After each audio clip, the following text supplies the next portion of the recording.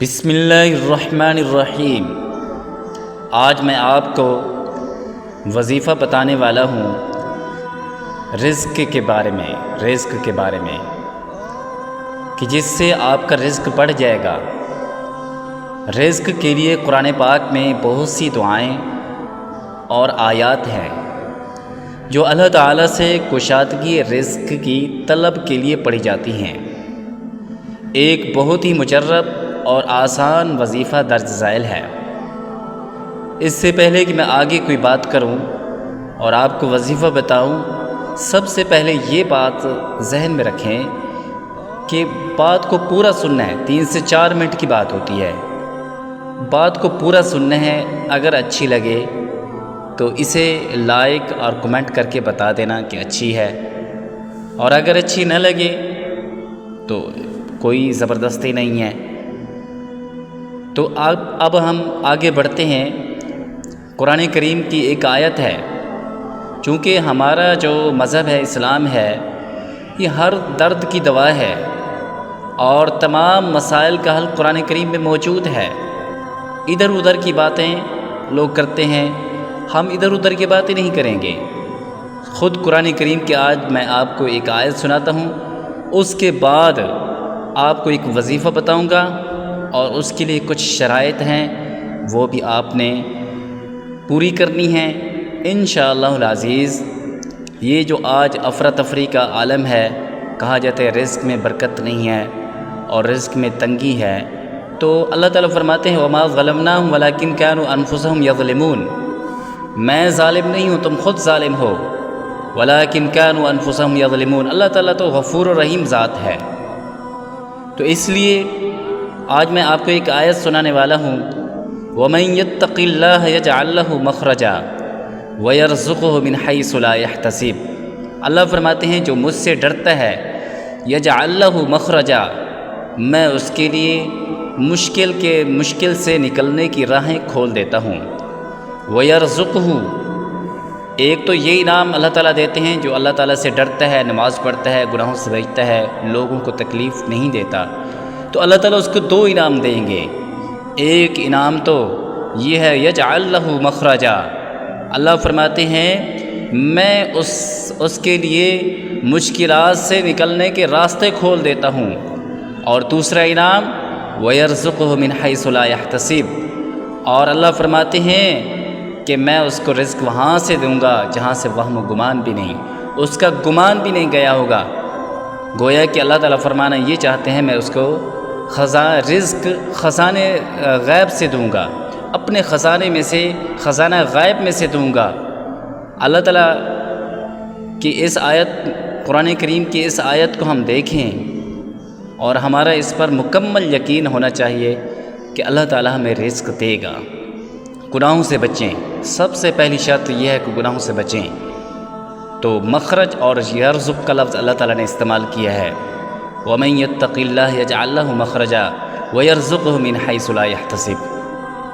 اور اگر ہماری زندگی قرآن کے مطابق نہیں ہے، گناہوں سے نہیں بچتے، اور ہم کہیں کہ ہمارا رزق بڑھ جائے گا، ایسا ہرگز نہیں ہونے والا۔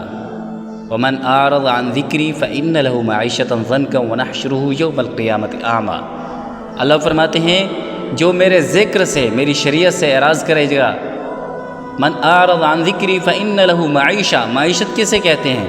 یہی دنیاوی زندگی کو کہتے ہیں۔ اللہ فرماتے ہیں فإن له معیشة ضنکا ونحشره، میں اس کے لیے زندگی کو تنگ کر دوں گا۔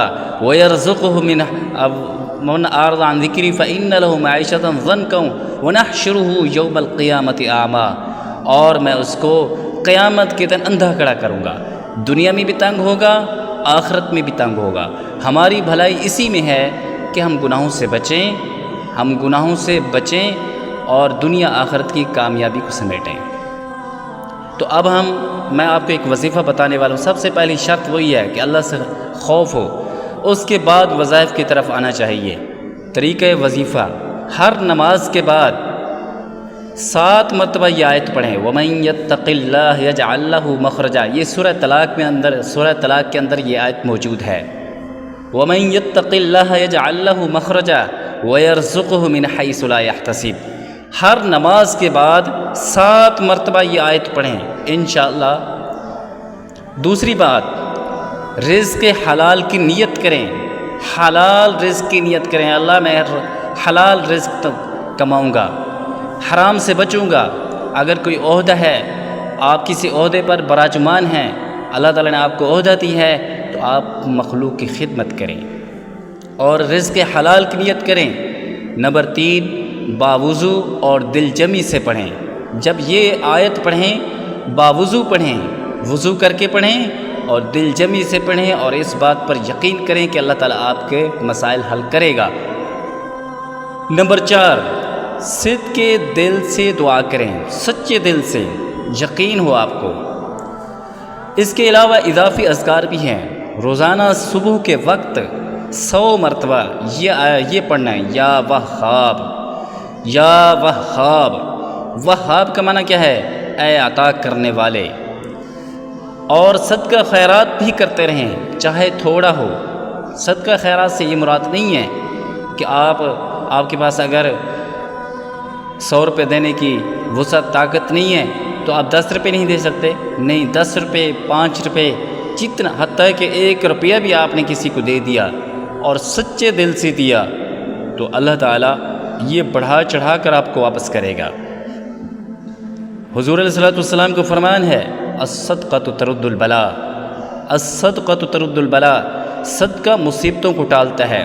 آپ یہ تصور کریں، اگر آپ کے پاس لاکھوں اربوں روپے ہوں بھی صحیح، لیکن آپ مصیبت میں ہیں، آپ کو اولاد کی پریشانی ہے، آپ کو بیماری ہے، لا علاج بیماری میں مبتلا ہیں، تو آپ کا یہ پیسہ کس کام آئے گا؟ تو اس لیے الصدقۃ ترد البلاء، صدقہ کرتے رہیں۔ صدقہ جو ہوتا ہے یہ مصیبت کو ٹالتا ہے۔ دعا ہے کہ اللہ تعالیٰ ہمیں اس پر عمل کرنے کی توفیق عطا فرمائے۔ اور اگر میری بات آپ کو اچھی لگی ہے تو آپ ہمیں ہماری دلجوئی کے لیے اس ویڈیو کو لائک ضرور کر دیا کریں، اور دل چاہے تو سبسکرائب اور شیئر بھی کر دیا کریں۔ یہ صدقہ جاریہ ہے۔ جزاک اللہ والسلام۔